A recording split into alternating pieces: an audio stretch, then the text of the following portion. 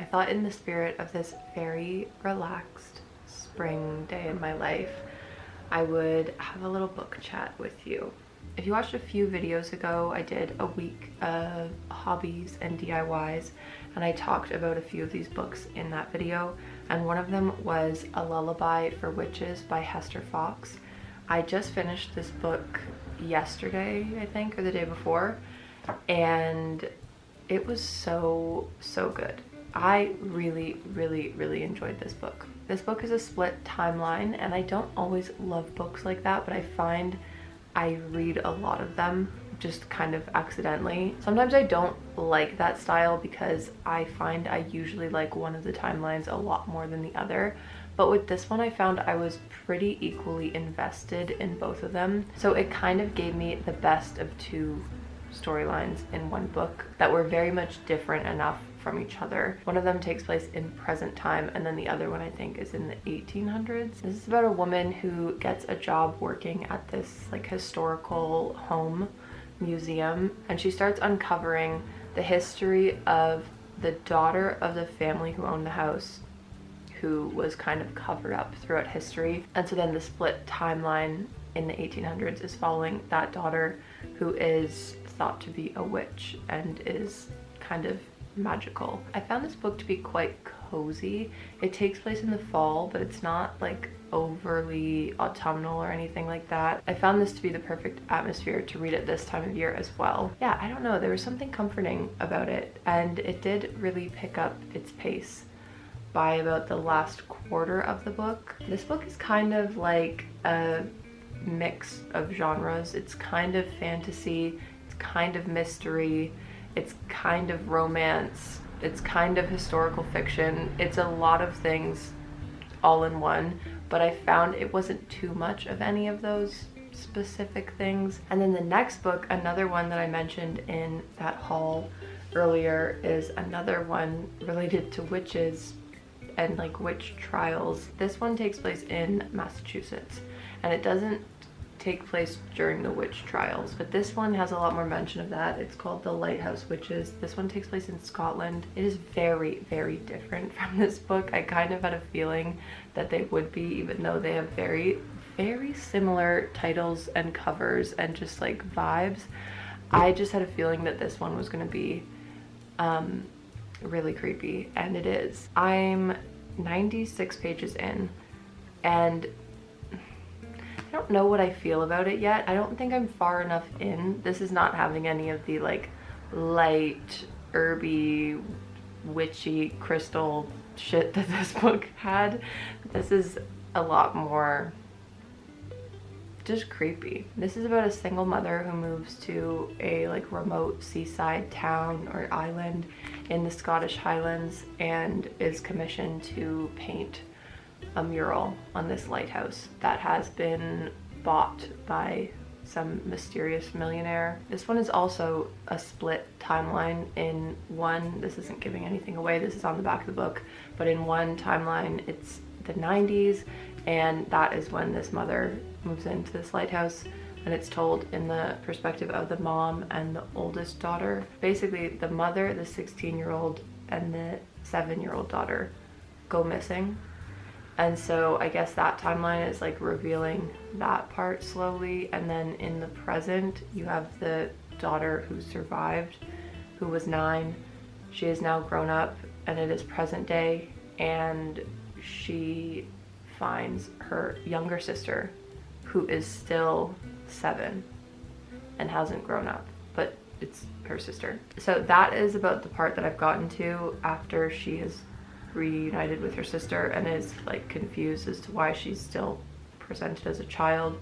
And so that part in the book comes pretty quickly. I'm not really as invested in that timeline though as I am in the past when all the creepy stuff is going on in the lighthouse, because I think that's just like a great atmosphere. Maybe she'll go back to the island, I don't know, but this I have very mixed feelings about. I'm gonna keep reading it though. We'll see. It's not like my favorite feeling I've gotten from a thriller, but meh. The other book that I wanted to share that I'm going to try to start, I don't know, is called Deeper Than Money by Chloe Elise. My sister read this and she really enjoyed it and recommended it. One of my goals this year was to get better with financial literacy. I feel so inadequate in that area, and when any conversations about it come up, I'm bored and I like to reject the information I hear because I just don't care. But I don't like that about myself. That definitely comes from some sort of place, some sort of weird beliefs about money. And so I want to change that and just like get more comfortable talking about money. And so I'm excited to read this. I will be honest, I started reading it the other day and I got about 3 pages in and I already started to get anxiety. So if that tells you kind of where my relationship with talking about money stands, yeah, I think I will benefit from this, but it might be a little bit difficult at first to get into. But I'm keeping this beside me just so that it's there, so that the option is there to skim a little bit when I feel like I can. So, not very exciting, but apparently this is really good. My sister really enjoyed this, so there's a recommendation from her. And then I thrifted 2 books yesterday that I want to show you. One is not that exciting. I got another copy of The Screwtape Letters by C.S. Lewis. This is a great book. This is like Christian literature, but I mean, you might enjoy it if you're not Christian. I think you could probably glean a lot from this, even if you're not like religious or spiritual, just because C.S. Lewis is so smart and insightful. The format of this is letters written from Screwtape, who is a demon, basically, writing to his uncle, the devil. And so Screwtape is assigned like a specific human to basically ruin their life, and he's being given assignments from his uncle to ruin this man's life. I haven't read this in quite a few years. I had a copy and passed it on to my sister and I never got it back and it disappeared into thin air. So I saw this and I picked it up and I think I will be giving this another read soon. And then the star of the show, I got the most gorgeous copy of Little Women that I've ever seen in my entire life. I can't believe I was lucky enough to thrift this. It is so gorgeous. This is the Penguin Threads edition. Can we just take a moment to appreciate how gorgeous this is? It has all of these embroidery illustrations on it, but they're all textured, so it actually feels like embroidery. And then you open it up and you see what it would actually look like if it was stitched on the back. I think it's so gorgeous. And then this is the back. And it has the same thing. So pretty. I looked up the Penguin Threads collection to see if there was more classics printed like this, and I couldn't find any. So I don't know where I could get my hands on more of these, but it's gorgeous. It is kind of warped in shape, so I need to see if I can like press it or something. Aside from the thrifted books, I do also want to either place an order or get to a bookstore maybe today or tomorrow, because I have 2 books in mind that I really want to get. I've been trying to budget money monthly, and if I decide, especially with books, because I tend to buy them on impulse, if I thrift them on impulse, that's a little bit different to me because they're so much cheaper and I know I won't be able to find the same book again at the thrift store for that price. But buying books new, I want to be a little bit less spontaneous about, because I'm a huge mood reader and I want to get a little bit more disciplined about wanting to read a book and then actually reading it and finishing it. I don't know if this is making any sense, but I'll give an example. Like last month I read Shady Hollow and I loved that book. It was so good. But while I was in the middle of reading it, I ordered the second book, and I'm still very excited to read the second book, and I'm going to get to it, but I haven't been in the mood to read it since I bought it. And so I think it's still fine, because when I want to read it, I know I will in the future, and I have it when the time comes up, when I'm in the mood for it, all that. But I already have a lot of books like that on my bookshelf, and so going forward, I just want to be a little bit more strategic. And so I've basically been loading a ton of books into a cart on Indigo's website, and then I periodically, every few days, will go back to the cart and delete anything that doesn't resonate with me anymore, remove it from the cart, and see what has stuck around after like a month basically. And the one book that I really want to read and that has stayed in my cart, this book sounds right up my alley. It sounds like part fantasy, part mystery. I think there's like a subplot of romance. That all in one is a perfect book, and it takes place in like a seaside mansion, I think. She is remodeling, something like that, this really old dead author's estate, and then ends up like exposing him at the same time. I don't really know, but all the elements that I've seen so far, I love the sound of. I'm very excited to get A Study in Drowning, and the paperback is not available yet, so I need to buy a hardcover, and I've been really enjoying the thought of a hardcover recently. I'm very traditionally anti-hardcover, but it is my only choice. The other book that I really want to get is Devotions by Mary Oliver.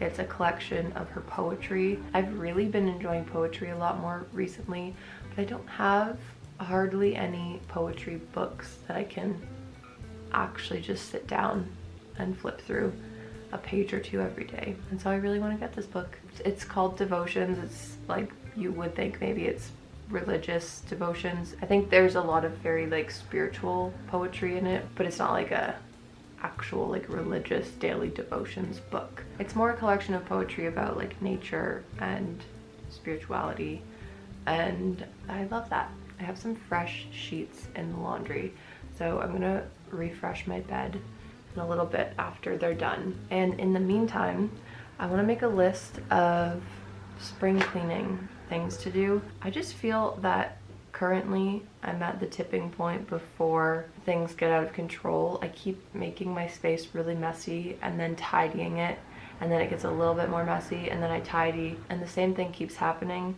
but it's kind of just like very half-assed every time, and I haven't done like a full space reset where everything is perfect at the same time in, it feels like, quite a few months. And so I'm gonna make a to-do list and give you a sneak peek of something that I've been working on, which I'm very excited about. I don't know how much I should talk about this in this video because it makes me very nervous to like talk about doing something and then be held accountable for it. However, I am very excited, and this is the perfect application to use this. Some of my favorite content to make is like videos like this, these daily vlogs. I love making content about like cleaning and organizing and refreshing your space and just like getting your life in order. And so something that I have been working on recently is planners. I have designed some planners that you will be able to get your hands on very soon, hopefully, if I get my act together and get them on a website. I don't think I'll show all of them because I need to leave a little bit of mystery here, you know? But I did create a daily planner, a weekly planner, a calendar, and then a to-do list. This is a very simple concept, obviously. This is not like anything revolutionary I've come up with, but I do think that they're quite cute. And so I will show you what the to-do list looks like because it's adorable. It is a very, very simple checklist with some really cute nature-inspired graphics. On the top, circles to check everything off when you're done. I bought my mom for Christmas last year this notebook that was exclusively lists, like just like this, the whole thing. It was just a notepad full of lines and boxes to check off what you've done, and we have been raving about that notebook ever since I bought it for her. And so I wanted to create something similar that I could just print off and have in my own life. And I figured if I wanted something like that, then you guys probably would too. If you're anything like me and need everything in your head to be on a piece of paper, not on your phone, because I can't think like that, then I think you might really like these. I'm gonna sell them as digital files so that you can download them once and then print them off as many times as you want. I think I'm gonna work on binding them into my perfect, like, all-in-one sort of planner book. So I'm gonna do a whole video on that when these actually are ready to be sold. These are probably gonna be anywhere from like $5 to $15 depending on how many you wanna buy. I wanna give you the option to buy them individually or have like a bundle price if you want all of them. I'll have more information about these. I might not even leave this in the video. I don't know why I feel so awkward talking about it, but I wanted to have some sort of way that you could, with a very small amount of money, support the channel and support the content that I make if you feel like you want to. Obviously, there will be absolutely no pressure because watching these videos is like, already I'm so grateful just to have you watch this. I got my second paycheck from YouTube yesterday, and it's insane to me that that's even possible, and it's literally just because of you watching this. And so there is no pressure to support me further than that, but if you ever felt like you wanted to give a small amount of money to support the channel, I wanted to give you something concrete that you could take into your real life outside of YouTube and have a little piece of this space in your real life. If you like this space, if it's somewhere that you like to hang out on the internet, then you can take a little piece of that with you and support these videos at the same time. So anyways, I'm gonna make this list right now of some spring cleaning things that I need to do, and maybe I left in this rambling bit about these planners. I don't know why I get really, really weird about talking about this kind of stuff. Okay, I'm gonna write this list down.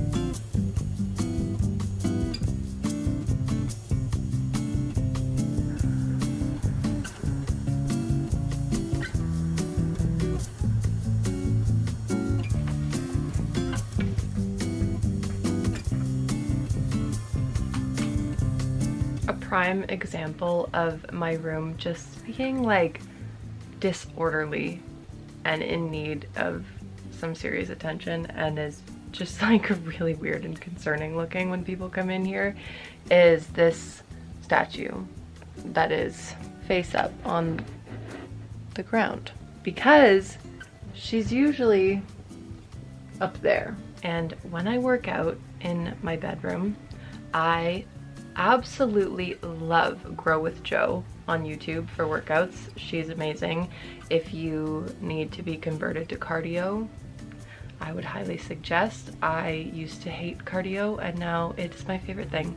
But her workouts involve a lot of jumping around and running on the spot and things like that. Just very dynamic movements that in an old house that's a little bit wobbly, you know, you need to take precautions. So I'm very terrified every single time I do one of her workouts that one day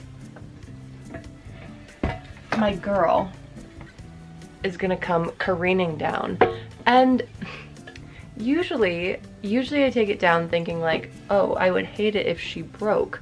But now that I'm feeling how heavy this is, if this fell on me, I think it could kill me. So that's not good. Maybe I'll put her in front of my window instead. I have a little table in front of my window right now. Maybe I'll do that, because that thought just actually terrified me. I have the kind of brain that, like, once I think of a scenario like that, it consumes me. And now I'm truly terrified of being killed by falling statues. Okay. You didn't ask. Oh, I already forgot where I was putting her.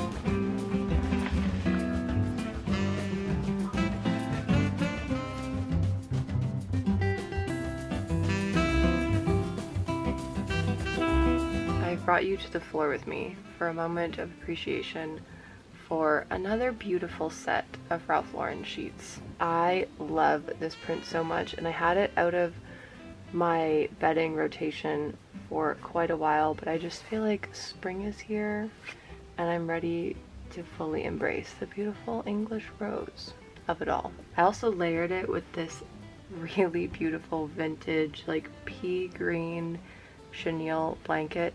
This is a single bedspread and my mom got it at the thrift store for $5, which if you know anything about the price of vintage chenille, that's just like a once in a lifetime kind of deal. She was kind enough to give it to me.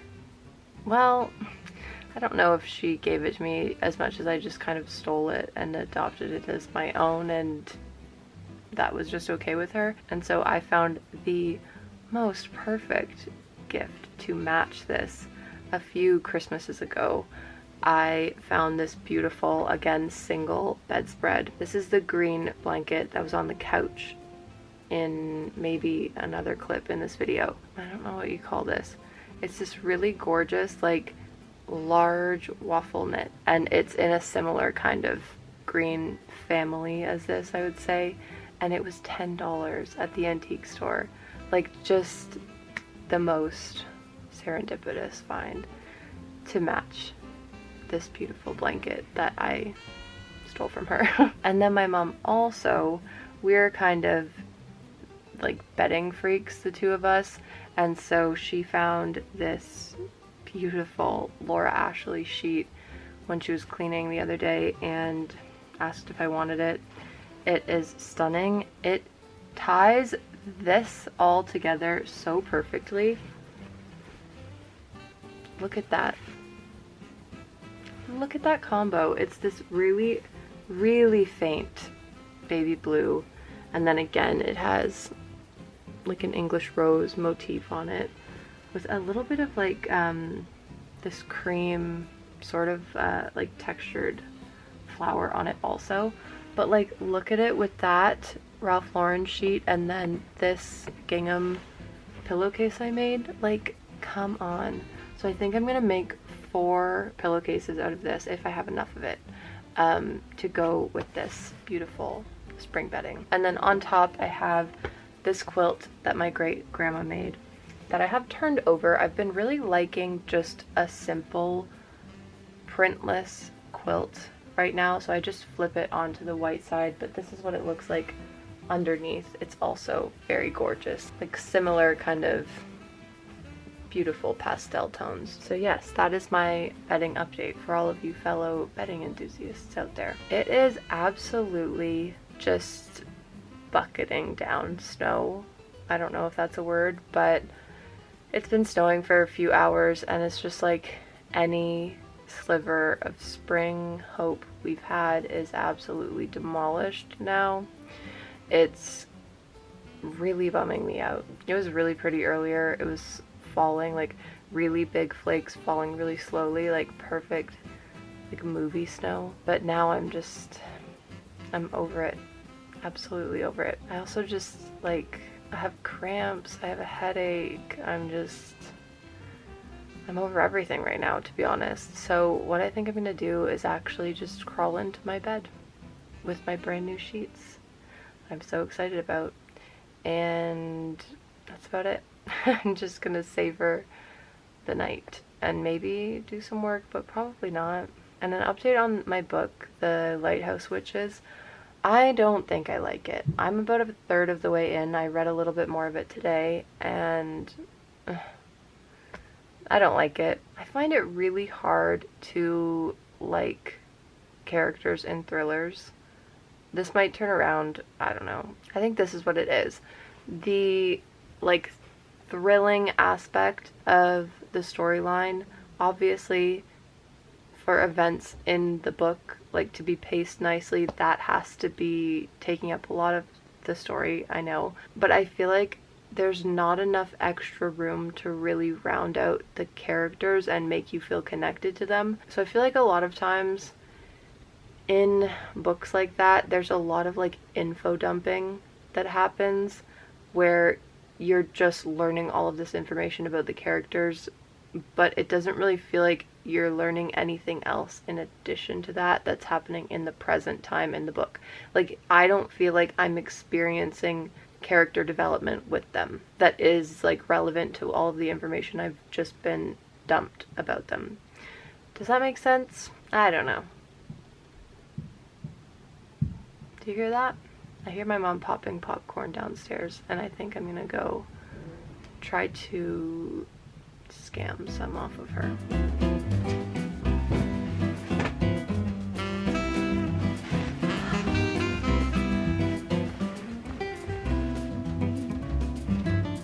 The lighting coming in from outside right now, this is the only light I have on, I look so blue. This is a very good indicator of what it feels like here right now. The snow today has just taken any ounce of warmth that there ever was in the air and sucked it all out. And I say this as a lover of snow. I really love snow. I mean it when I say it was absolutely stunning today, but this is just not the vibe. Like, I'm done with the cozy winter nights. I would like some cozy spring nights. I'd like to be tucked in bed early on a night like this with the windows open, listening to the birds chirping with a cool breeze blowing through the window, bundled up under my blankets. I don't want this.